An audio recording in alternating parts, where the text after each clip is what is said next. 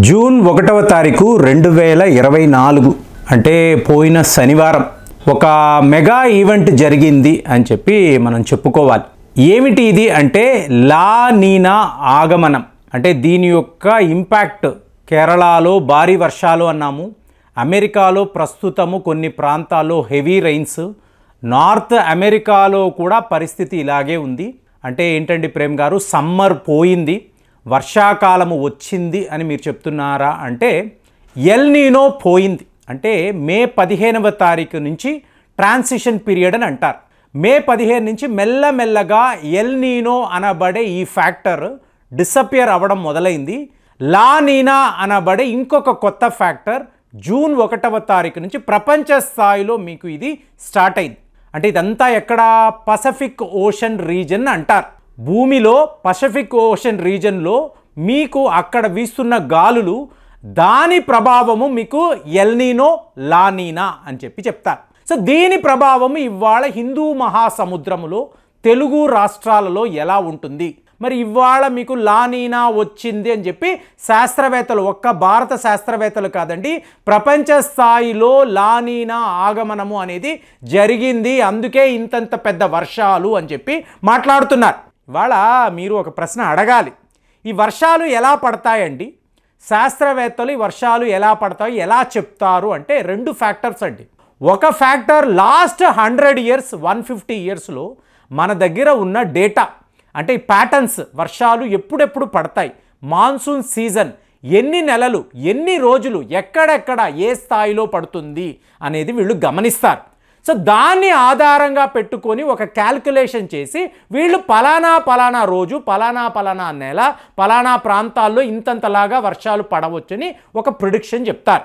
మరి ఇవాళ సైన్స్ చాలా డెవలప్ అయిపోయింది కాబట్టి సెకండ్ మెథడ్ అన్నారు అనుకోండి, ఆర్టిఫిషియల్ ఇంటెలిజెన్స్.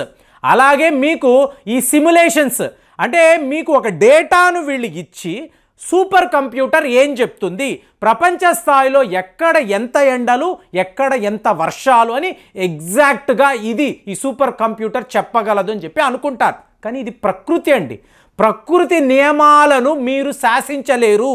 ప్రకృతి తన అనుగుణంగానే తన ప్యాటర్న్స్ ప్రకారమే ఎక్కడ ఎంత ఎండలు ఉండాలి, ఎక్కడ ఎలాంటి వర్షాలు కురవాలి, ఎవరిని ఎవరు ఎలా ఎంచుకోవాలి అని చెప్పి నిర్ణయిస్తుంది. సో దీన్ని ఎవరు మార్చలేరు.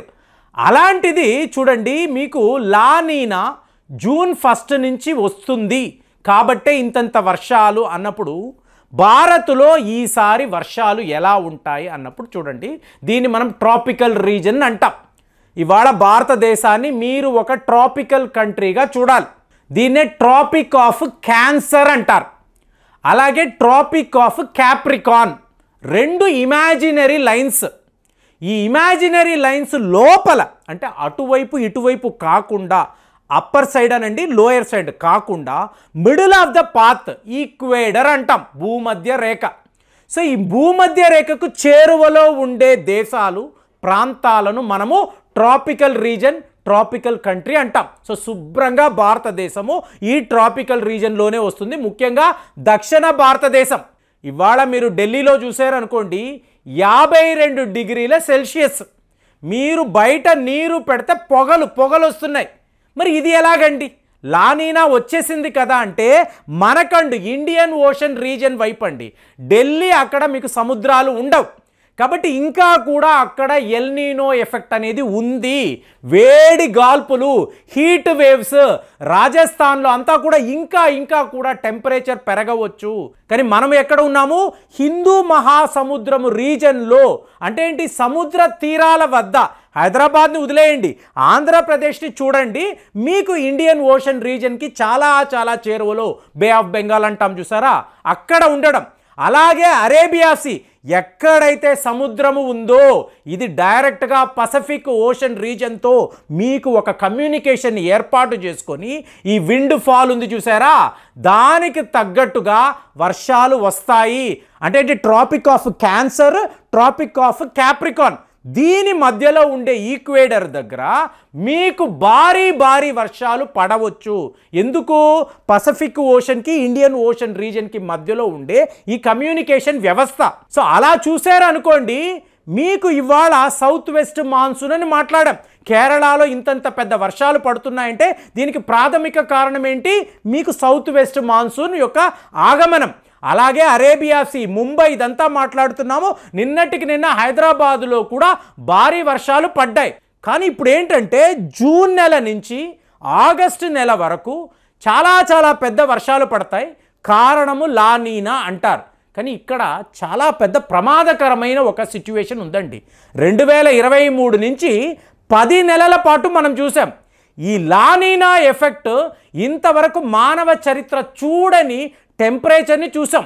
ఎంతంత ఉష్ణోగ్రతలు అంటే ఉక్కపోత తట్టుకోలేక ఎంతోమంది మరణించారు. మన భారత సైన్యానికి సంబంధించిన, అనుకోకూడదు, సైనికులు కూడా ఈ వేడి తట్టుకోలేక మరణించినట్టుగా మనం వార్తలు చూసాం. సో ఇప్పుడు ఏంటంటే జూన్ నుంచి ఆగస్టు వరకు మీకు భారీగా వర్షాలు పడతాయి.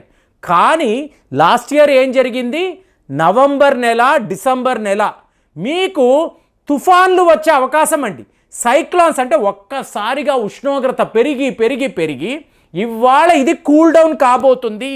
అంటే ఎల్నీనో అంటే ఉష్ణోగ్రత, లానీనా అంటే మీకు చల్లగాలులు, టోటల్గా టెంపరేచర్ పడిపోవడం.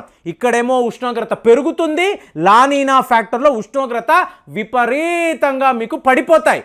ఇలా చూసుకుంటే భారత్లో 6% మోర్ రెయిన్స్ అని చెప్పి ఇవాళ శాస్త్రవేత్తలు, ఇండియా మెట్రలాజికల్ డిపార్ట్మెంట్ వాళ్ళు కలిసి చెప్తున్నారు. మరి ఇదంతా అనుకున్నట్టుగానే జరుగుతుందా అంటే అలాంటి ఒక ప్రిడిక్షన్, ప్రకృతి నియమాలను ప్రిడిక్ట్ చేసే కెపాసిటీ ఇంకా కూడా మనిషికి రాలేదండి. కానీ ఓవరాల్గా మీరు ప్యాటర్న్స్ చూసుకున్నారనుకోండి, మీకు లానీనా ఆల్రెడీ స్టార్ట్ అయిపోయింది. కాబట్టే మనం వర్షాలను చూస్తున్నాము. ఈ జూన్ నెల నుంచి ఆగస్టు వరకు విపరీతమైన వర్షాలు పడతాయని చెప్పి శాస్త్రవేత్తలు చెప్తున్నారు. At the same time November, డిసెంబర్లో రాబోతున్న భారీ తుఫాన్లు, వీటి విషయంలో జాగ్రత్తగా ఉండాలి. అంటే మీకు బాగా ఎండలు ఉన్నాయనుకోండి, ఏదో ఒక రకంగా మీరు మేనేజ్ అయిపోవచ్చండి.